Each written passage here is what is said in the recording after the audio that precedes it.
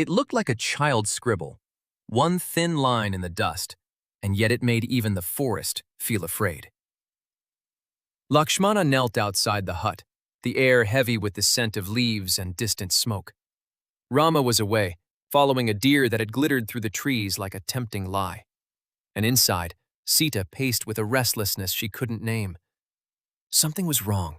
Not visible, not loud, just wrong. Lakshmana's jaw was tight. He didn't want to leave her. Every instinct in him was a shield. But duty was pulling him too.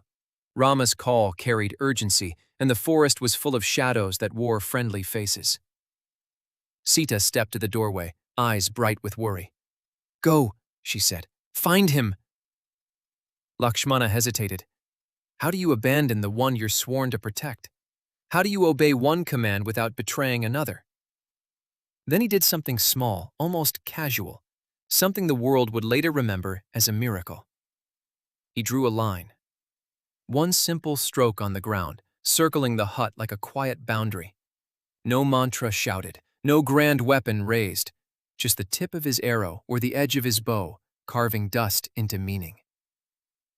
"This is my promise," he told Sita, voice low. "Do not cross it. Whoever comes, do not step beyond this line." Sita frowned. To her eyes, it was only a mark, a caution, a brother-in-law's anxieties scratched into earth. But Lakshmana's devotion wasn't ordinary, and the forest was listening. He left, fast, torn, determined. Minutes passed. The birds quieted. The air seemed to thicken. Then a voice rose from the trees, weak, trembling, old. "Mother! Alms! Please!" An ascetic appeared, bent with age, saffron cloth hanging loosely, eyes lowered in humility. He looked harmless. He looked holy. Sita's heart softened instantly. How could she refuse a hungry sage? Hospitality was dharma, compassion was her nature. She stepped near the doorway, careful at first, and called gently, "Maharaj, please come closer. I will give you what I can." The ascetic's lips twitched. "I cannot," he said, voice suddenly sharper. "A donor must place the gift in my hands. Come out." Sita hesitated. Inside her, two truths collided, respect for a guest and Lakshmana's warning. She glanced down at the line. Just dust. The ascetic leaned forward, and for a brief instant, his shadow on the ground looked wrong. Too long, too hungry. Still, Sita's compassion pushed her. "How can I let a sage suffer?" she whispered to herself. She lifted the offering and took one step closer. Not over the line, just near it. And the ascetic did the same. That is when the spectacle revealed what Lakshmana had really drawn.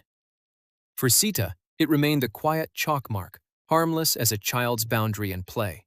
But the moment the disguised demon's foot neared it, the air ignited.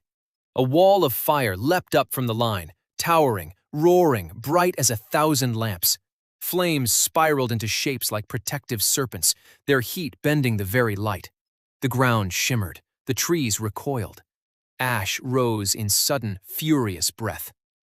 The ascetic staggered back. His disguise flickered. For a second, Sita saw it. Not a frail old man, but a presence with hunger for power. Ravana's intention reaching through borrowed skin. He hissed, eyes narrowing with rage. "So," he muttered, voice no longer meek. "A line. A brother's line." Sita's hands trembled, offering still held, her heart pounding. She understood now. Lakshmana hadn't drawn dust. He had drawn devotion into geometry. He had placed a vow on the earth. The demon tried again, circling, searching for a weakness. Each time he came close, the fire surged higher, as if the line itself had breath and will. Sita stayed inside, trapped between relief and dread, because she could feel it. Protection exists, but so does manipulation. And Ravana, the master of twisted dharma, changed tactics. He didn't attack the flame. He attacked her compassion. He spoke of sin in refusing a sage. He spoke of curses. He spoke of shame. Because when a demon can't break your walls, he tries to make you open the gate from inside. Sita looked at the line again. So small, so mighty. A boundary doesn't always look like a fortress. Sometimes it looks like nothing, until the moment it saves you. And this is the truth Lakshmana left behind. The strongest protection in your life may not be a weapon in your hand, but a promise you refuse to step over.